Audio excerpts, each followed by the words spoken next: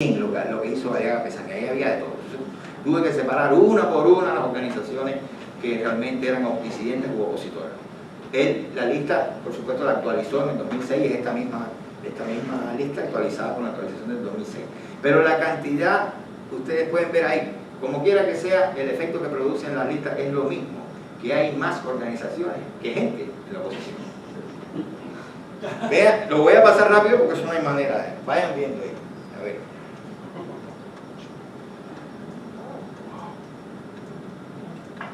O sea, hasta el 2003 hay registrado 360 organizaciones. Me parece que es mucho. 360 organizaciones en 2003 me parece que es demasiado. Ahora, ¿qué pasa con esto? Vamos a sumarle un poquito de cerca ahora a las concentraciones para ver si descubrimos qué es lo que pasa aquí. Entonces, a ver, vamos a ver los proyectos. Las concentraciones, aquí lo tenemos. Miren. Al inicio de, justamente cuando el 17 de ahí pues se formó, esto tuvo un auge tremendo, ya después la marea bajó y se ha ido decantando la cosa. Al principio se podía hablar de que había como 7 concentraciones, ya se han ido agrupando y estas son realmente las que yo considero, el término de concentración lo uso para estas 3, porque son las de mayor envergadura. Entonces, el Encuentro Nacional Cubano, esto se fundó en Puerto Rico con 23 organizaciones de la isla y 32 del exilio. Los documentos son asequibles, están al alcance, están disponibles, todos los documentos, cuánta gente fueron, las listas completas, eso no hay problema con eso.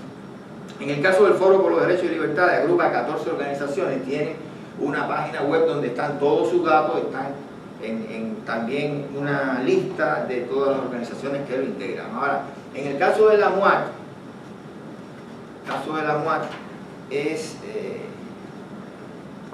aquí ellos dicen que integran 42 organizaciones de Cuba y del exilio. Ahí la investigación a mí pues llegó a un punto en que no podía avanzar porque yo traté de hacer contacto con ellos, hice contacto con uno de ellos, me remitió a la lista de Ibersen, que era la que maneja la lista de la MUAC, de la organización de la MUAC, y yo le pasé varios correos y no para contactar, incluso a nombre de un proyecto de CRI de FAYU, y nunca recibí respuesta. Quiere decir que ese dato de ellos no lo encontré. Siempre se dice que si 42, que por aquí, por allá, números que no están completos, pero nunca uno sabe cuáles son las organizaciones del exilio, por lo menos yo no pude saberlo, y de la isla que integra la MUAC. Debe haber, ellos tienen su lista, pero no, por lo menos yo no lo he visto que la hayan publicado. Entonces,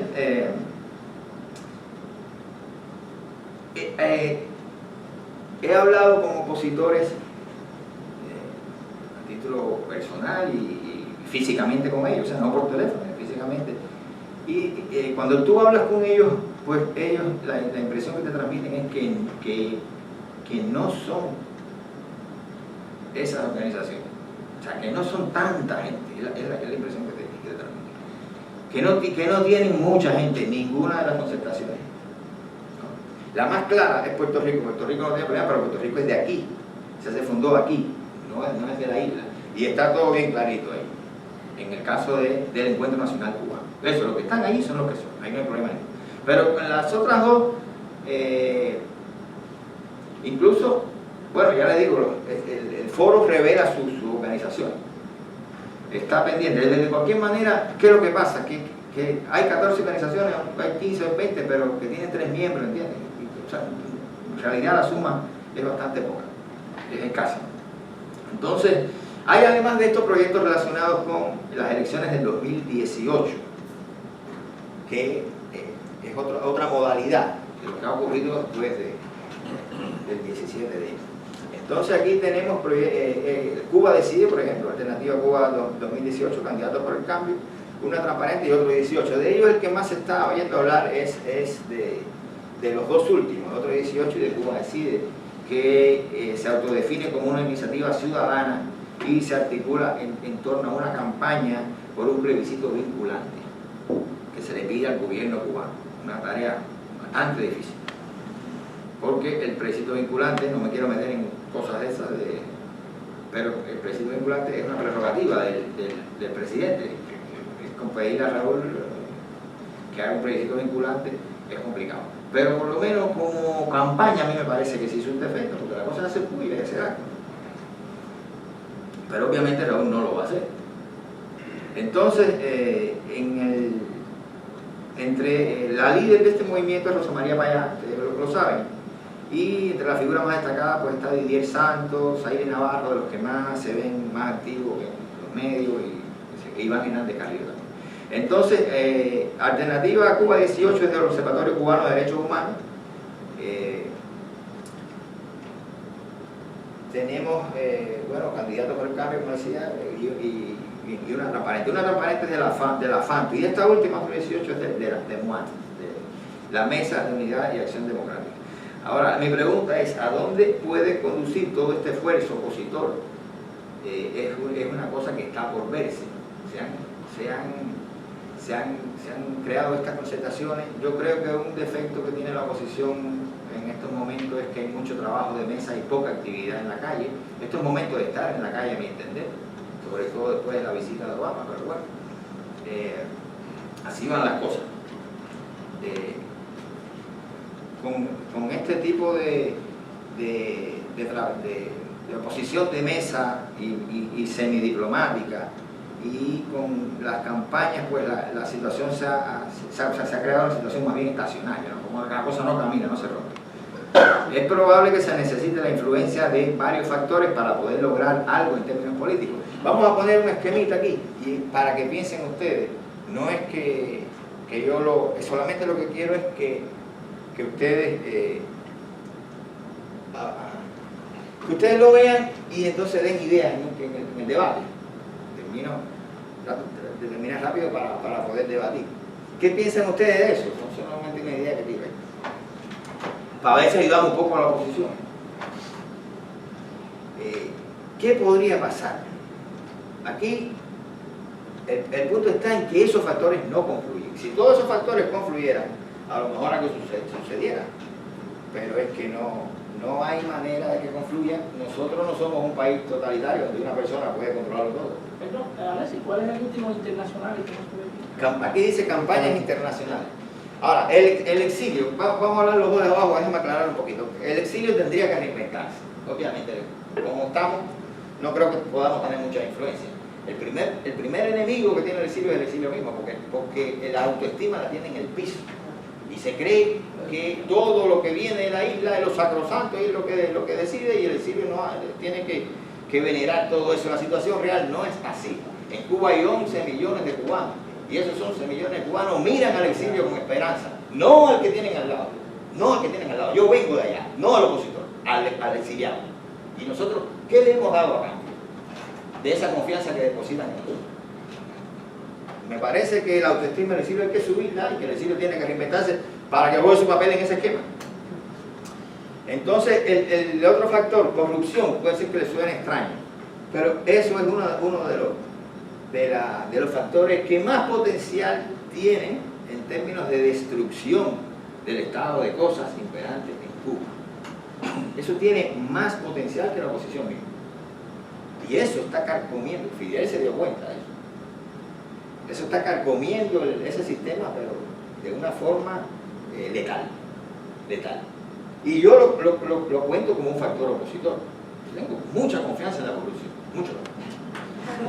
Entonces, eso mírenlo para que surgieran ideas cuando pasemos al debate. Pero ya ven que la oposición es solamente un elemento, ¿no? Que no se puede ver así como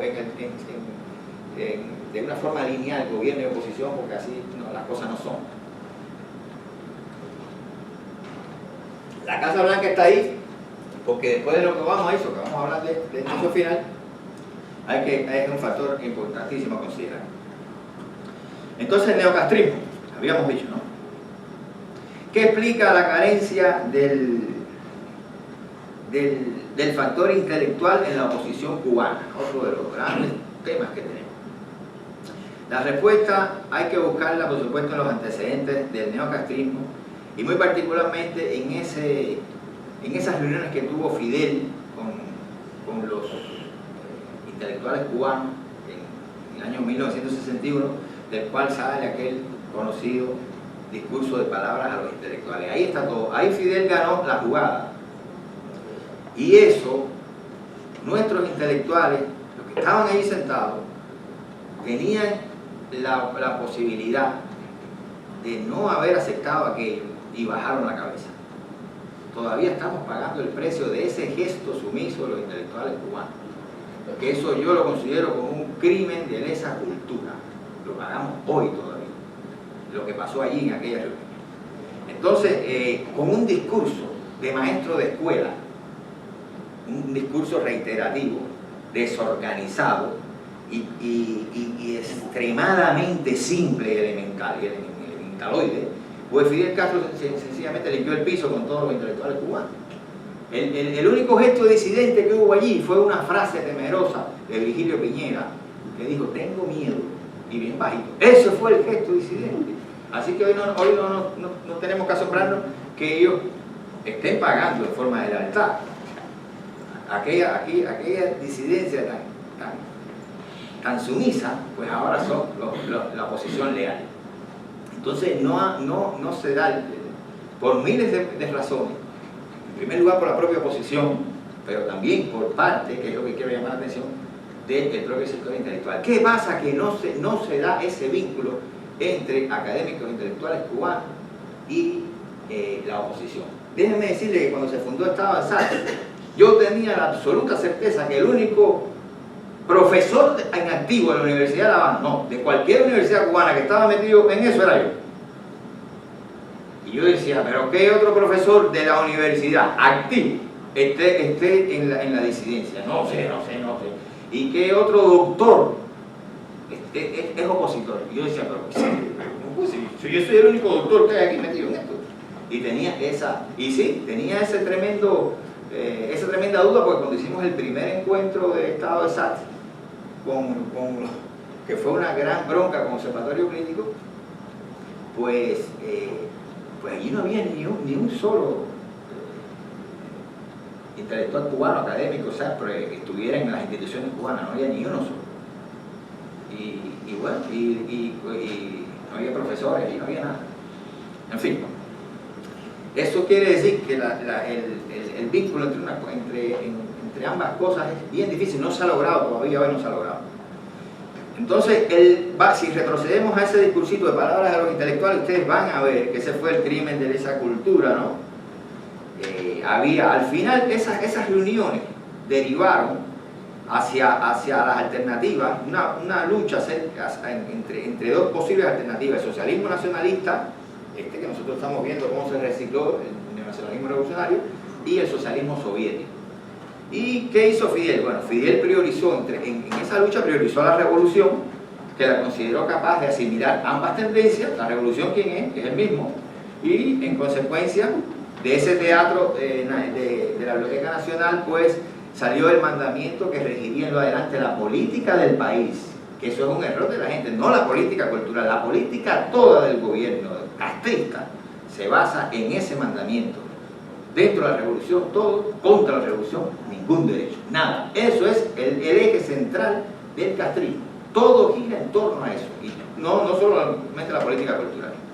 Entonces, vean ustedes por qué yo hablo de crimen de lesa cultura y por qué hablo de la humillación que se sufrió ahí. Miren, bueno, miren esto. Vamos a ver primero. Ese es Goebbels, ¿verdad? Eso es lo que ustedes ven en Fidel y en su discurso. Miren aquí el discurso de Fidel, de palabras a los intelectuales. Yo me tomé el trabajo de dividirlo en dos. La primera mitad del discurso es esta, y esta es la segunda. Deben leerlo así, horizontalmente, para que vean cómo ese hombre se contradice el mismo. Y todos los intelectuales cubanos, famosos por demás, no se daban cuenta de eso.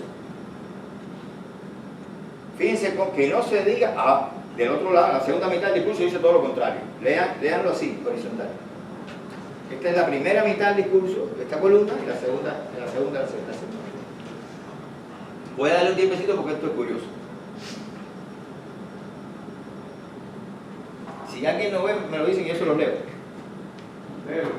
Bueno, miren, a ver, que no se diga que hay artistas que viven pensando en la posteridad. Eso es la primera parte, pertenece a la primera parte del discurso, que es esta columna. Unos minutos después, Fidel dice en su segunda parte: señores, ¿no sería mejor pensar en el futuro?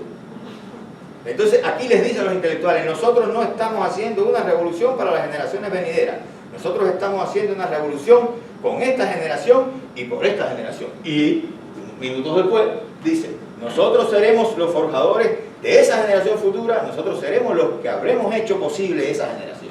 Después vamos a la primera parte del discurso. Dice: trabajamos y creamos para nuestros contemporáneos. Unos minutos después, en la segunda parte, dice: estamos creando para el futuro. Dice: pero ¿quién entiende esto? Ustedes saben los nombres de la gente que estaba sentada ahí en esa reunión. Era la cultura cubana, todos sentados.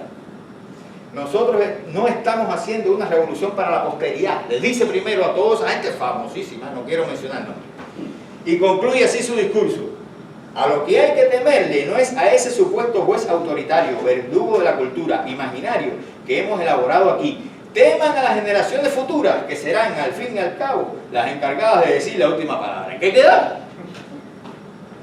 Con ese discurso acabaron con la intelectualidad cubana hasta el sol de hoy. Entonces no tenemos una intelectualidad con pantalones y no tenemos una oposición con ideas. Hay en el medio un gran abismo que no se da el vínculo. ¿Por dónde voy? ¿Cuánto me queda? Ya me he apurado un poquito. Entonces,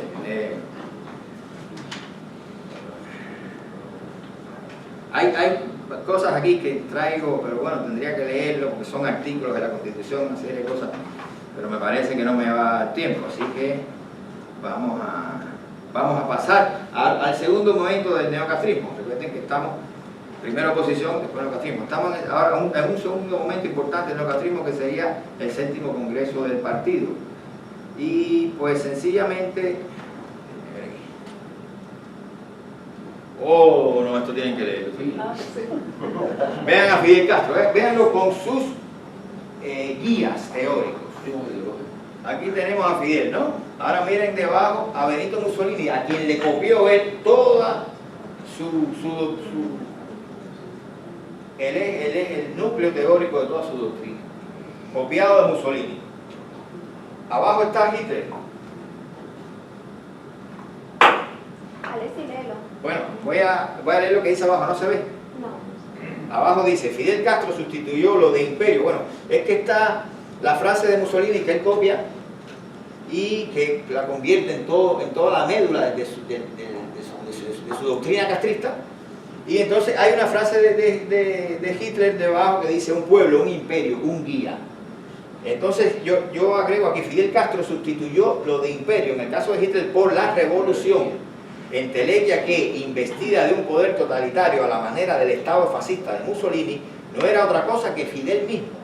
En lo adelante, pueblo, el Volk, en el sentido de Volk alemán, y revolución, que es Castro, es decir, dos grandes mentiras incansablemente repetidas, ocuparían el lugar de la realidad y la verdad. Y goebbelianamente repetidas, ¿no? Y él le había copiado toda esa estrategia a Goebbels, que se sigue usando en la Cuba de hoy, una y otra vez, lo mismo con lo mismo. La realidad no importa. Para esa gente la realidad no existe, existe lo que ellos te dicen y te vuelven a decir, y no importa, el mundo se está cayendo, ellos siguen ahí como si no pasara nada. Entonces, es obvio, la matriz totalitaria del castrismo es obvia, ¿no?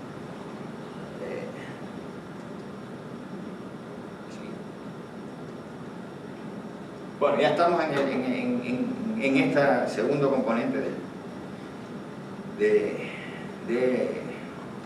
neocastrismo de Raúl, de ese famoso socialismo actualizado que no acaba de actualizar.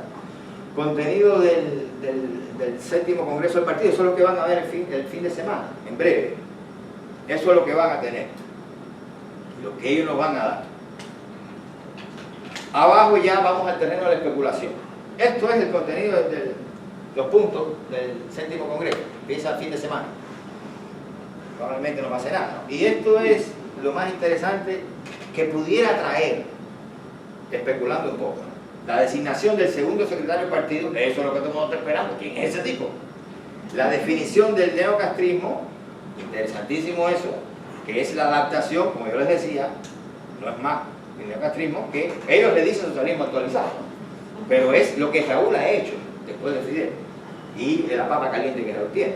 Adaptación de los dogmas socialistas a las nuevas estrategias de saqueo, supervivencia y control. Eso es neocastrismo, no otra cosa. Y el tema de la sucesión, que es sumamente interesante también. Eso, una de las cosas que la gente espera, ¿no? Ahora, entre los escollos ideológicos del neocastrismo, yo los sinteticé dos nada más, hay varios. Pero estos dos me parecen los más relevantes. O sea, el carácter irrevocable del socialismo cubano y del sistema político unipartidista refrendado constitucionalmente en 2002 según acuerdo V74. Es decir, que ellos están en un proceso llamado normalización de relaciones con Estados Unidos, pero miren lo que tienen aquí, cómo se la van a arreglar con eso. El núcleo duro, como segundo punto del castrismo, que ya en palabras a los intelectuales no dejaba ningún género de duda acerca de su naturaleza. Lean lo que dice Fidel. Los elementos contrarrevolucionarios y antisociales deben ser advertidos de que actuar en estos tiempos, piensen en estos tiempos, como títeres del imperialismo, significará convertirse en los mayores traidores que Cuba ha tenido, y así es como serán tratados por la ley y el pueblo. ¿Cómo adaptar estas cosas a lo que demanda la normalización y a la situación en la que Raúl se ve? Son problemas realmente complejos. El tercero, que no lo puse ahí, es el unipartidismo. Que no, con el sistema de partido único Raúl no se puede mover, no puede ni avanzar ni retroceder. O sea que está en un gran problema. Vamos a ver que lo más probable es que el 7º Congreso no traiga, no se quede como siempre, no pase absolutamente nada. Si pasaran algunas cosas interesantes, pues estarían en esos puntos que me referí anteriormente. Vamos al discurso de Obama, que yo quería terminar con esto. Hay mucho rollo, yo le dije a alguna gente que iba a dar mi opinión sobre el discurso de Obama y la visita de Obama. Yo no he hecho público nada, no he publicado nada acerca de qué opinión tengo yo de lo que hizo Obama, pero como ustedes pueden ver ahí, yo hasta lo bauticé, le puse el I Believe de Obama. A mí me parece, ahí lo estoy diciendo, me parece realmente un discurso memorable. Yo creo que, o dudo de que otro presidente, aun siendo republicano, hubiera hecho lo que hizo Obama allí en el teatro, en el Gran Teatro de La Habana, que ojalá le quiten el nombre a Alicia Alonso como muy bailarina que sea, en un futuro, ¿no? Entonces,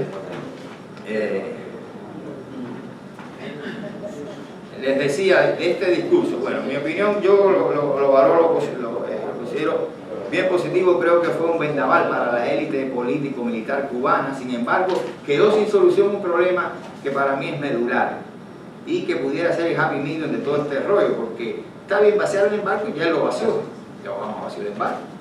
Y bueno, si lo hizo, pues entonces, ¿qué vamos a hacer? Ya está hecho. Ahora, una cosa es que tú consideres que sí, que el embargo se puede vaciar a través de decisiones ejecutivas, y a mí me parece que debe mantenerse codificado en ley. Una cosa no lleva a la otra. Vacíalo todo lo que tú quieras. Si tú quieres normalización, quieres todo ese juego de tu política hacia Cuba, bueno, está bien, pero déjalo codificado en ley, porque ese es el futuro de la democracia en Cuba, depende mucho de eso. Y eso le da posibilidades a otras administraciones que vengan detrás. Y también te resguarda contra una actitud que pueda, hostil, que pueda adoptar el gobierno cubano. Déjelo ahí. Porque ustedes, ¿qué es lo que quieren? Comida y dinero. Bueno, pues yo le doy comida y dinero, pero eso no quiere decir que yo decodifique el embargo. ¿Entiendes? Entonces, así como está la cosa, así es como deben dejar. Bueno, está bien. Obama cree que él está matando hambre a pueblo cubano. Falso. Pero si él se cree eso, dale comida. Ahí, dale comida. Pero deja el embargo codificado, vacíalo a través de decisiones ejecutivas, ya es el happy medium. Entonces, de todos modos, yo creo que él desarmó la ideología castrista allí en su visita. según la justificación histórica que se habían inventado los Castro y que fue fertilizada luego por sus tanques pensantes de la oposición leal, la falta de libertades fundamentales y el unipartidismo obedecían al asedio norteamericano. Eso, el Grupo Café y sobre todo López Levy dedicó toneladas de tinta a hacerle ver a la gente de que eso existía por el asedio norteamericano y justificar. Y decían, yo no estoy, el unipartidismo no es malo, pero es en respuesta al asedio norteamericano. No, ya no tienen el asedio, ahora van a quitar el unipartidismo, es la pregunta. Entonces, ya por último, yo creo que Obama también se paró en su discurso, ya pensando en el discurso, cuidadosamente al pueblo del gobierno y dejó sentado que su intención era en todo momento apoyar a la gente, no apoyar al gobierno. Eso lo dejó claro en el discurso, pero además le dijo, salgan a la calle, hagan lo que ustedes tienen que hacer. ¿Qué más se les va a pedir? Estamos esperando una respuesta. Ya la papa caliente está del lado allá. Se la puso tanto a Raúl como a los jóvenes cubanos. Le dijo, bueno, ahora toca a ustedes. Entonces yo creo que hay un cambio de actitud, porque yo considero que Obama oyó las críticas y sí pidió condiciones. O sea, la actitud que él tenía de sumisa, de aceptarle todo al gobierno cubano sin ningún tipo de condición, no fue esa la que yo vi en Cuba. Yo vi que le miró la cara a Raúl y le dijo, oye, esto es así y así y así, mirándole la cara. Y ahí ustedes pueden ver, en este momento específicamente, él miró hacia el balcón donde estaba Raúl y le dijo, y sí, creo que los electores deben, para que no haya duda, después de que dijo todo eso, le dijo, y sí, creo que los electores deben poder elegir a sus gobiernos en elecciones libres y democráticas. Pero ya le había dicho a la gente, saquen a la calle y protesten, porque yo estoy aquí como presidente, porque la gente salió a la calle y protestó. Si no, yo siendo negro nunca hubiera sido presidente. Eso, el discurso dice muchas cosas que la gente no captó, porque está de una forma magistralmente condensada, es muy fácil, es muy didáctico y bien explicadito todo, pero de una manera muy norteamericana. O sea, bien, todo está bien claro, pero dice más de lo que dicen las palabras. Y yo creo que la gente no ha captado la dimensión de todo lo que dijo Barack Obama en ese Teatro Nacional. Y me parece realmente que ya les digo que yo le puse el I Believe pensando en Martin Luther King y su I Have a Dream. Entonces, para los cubanos me parece que fue algo grande. Yo me ubico estando yo en Cuba y le doy el doble valor. Si yo hubiera estado en Cuba y hubiera oído eso, yo me hubiera quedado pasmado. A mí me parece que fue una cosa muy positiva y tremenda, y lo digo porque yo he sido y soy crítico de la política de Obama hacia Cuba, pero también soy martiano, y honra, como dice Ángel. Entonces, en ese sentido, pues, mi valoración es muy positiva. Bueno, a debatir, no tengo más nada que decir. Hay temas como que el tema de Carnival y esas cosas que podemos debatir aquí, pero que no todo cabe.